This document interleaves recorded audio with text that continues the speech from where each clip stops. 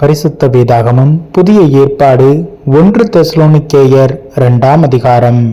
சகோதரரே, நாங்கள் உங்களிடத்தில் பிரவேசித்தது வீணாயிருக்கவில்லை என்று நீங்களே அறிந்திருக்கிறீர்கள்.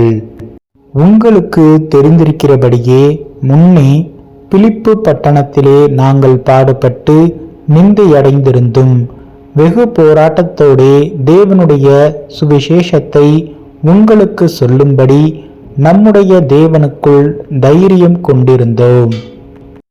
எங்கள் போதகம் வஞ்சகத்தினாலும் துராசையினாலும் உண்டாகவில்லை, அது கபடமுள்ளதாயும் இருக்கவில்லை. சுவிசேஷத்தை எங்களிடத்தில் ஒப்புவிக்கத்தக்கதாய் தேவன் எங்களை உத்தமரென்று எண்ணினபடியே நாங்கள் மனுஷருக்கல்ல, எங்கள் இருதயங்களை சோதித்தருகிற தேவனுக்கே பிரியமுண்டாக பேசுகிறோம். உங்களுக்கு தெரிந்திருக்கிறபடியே நாங்கள் ஒரு காலும் இச்சகமான வசனங்களை சொல்லுவதுமில்லை, பொருளாசையுள்ளவர்களாய் மாயம் பண்ணவும் இல்லை. தேவனே சாட்சி. நாங்கள் கிறிஸ்துவின் அப்போஸ்தலராக உங்களுக்கு பாரமாய் இருக்கக்கூடியவர்களானாலும் உங்களிடத்திலாவது மற்றவரிடத்திலாவது மனுஷரால் வரும் மகிமையை நாங்கள் தேடவில்லை.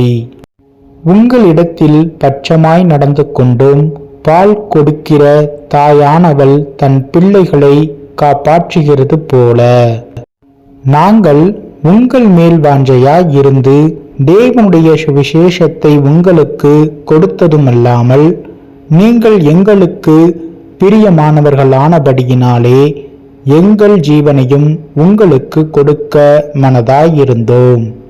சகோதரரே, நாங்கள் பட்ட பிரயாசமும் வருத்தமும் உங்களுக்கு ஞாபகம் இருக்கும். உங்களில் ஒருவனும் பாரமாயிராதபடிக்கு இரவும் பகலும் நாங்கள் வேலை செய்து தேவனுடைய சுவிசேஷத்தை உங்களிடத்தில் பிரசங்கித்தோம். விசுவாசிகளாகிய உங்களுக்குள்ளே நாங்கள் எவ்வளவு பரிசுத்தமும் நீதியும் பிழையின்மையுமாய் நடந்தோம் என்பதற்கு நீங்களும் சாட்சி, தேவனும் சாட்சி. மேலும் தம்முடைய ராஜ்யத்திற்கும் மகிமைக்கும் உங்களை அழைத்த தேவனுக்கு நீங்கள் பாத்திரராய் நடக்க வேண்டுமென்று தகப்பன் தன் பிள்ளைகளுக்கு சொல்லுகிறது போல நாங்கள் உங்களில் ஒவ்வொருவனுக்கும் புத்தியும் தேறுதலும் எச்சரிப்பும் சொன்னதை அறிந்திருக்கிறீர்கள். ஆகையால் நீங்கள் தேவ வசனத்தை எங்களாலே கேள்விப்பட்டு ஏற்றுக்கொண்டபோது அதை மனுஷர் வசனமாக ஏற்றுக்கொள்ளாமல் தேவ வசனமாகவே ஏற்றுக்கொண்டதினாலே நாங்கள் இடைவிடாமல் தேவனுக்கு ஸ்தோத்திரம் செலுத்துகிறோம்.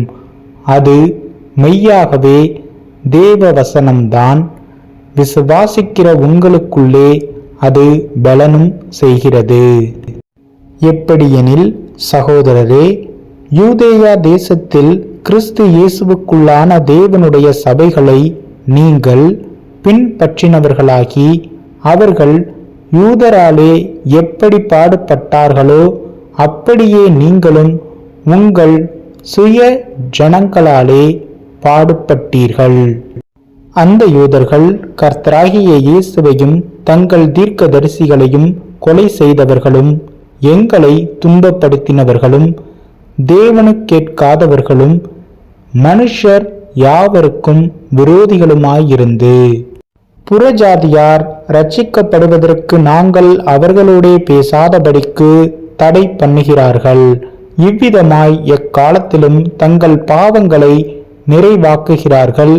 அவர்கள் மேல் கோபாக்கினை பூரணமாய் வந்திருக்கிறது. சகோதரரே, நாங்கள் இருதயத்தின்படி உங்களோடு இருந்து சரீரத்தின்படி கொஞ்ச காலம் உங்களை விட்டு பிரிந்திருந்தபடியினாலே உங்கள் முகத்தை பார்க்க வேண்டுமென்று மிகுந்த ஆசையோடே அதிகமாய் பிரார்த்தனை பண்ணினோம். ஆகையால் நாங்கள் உங்களிடத்தில் வர 2 தரம் மனதாயிருந்தோம். பவுலாகிய நானே வர மனதாயிருந்தேன். சாத்தானோ எங்களை தடை பண்ணினான். எங்களுக்கு நம்பிக்கையும் சந்தோஷமும் மகிழ்ச்சியின் கிரீடமுமாயிருப்பவர்கள் யார்?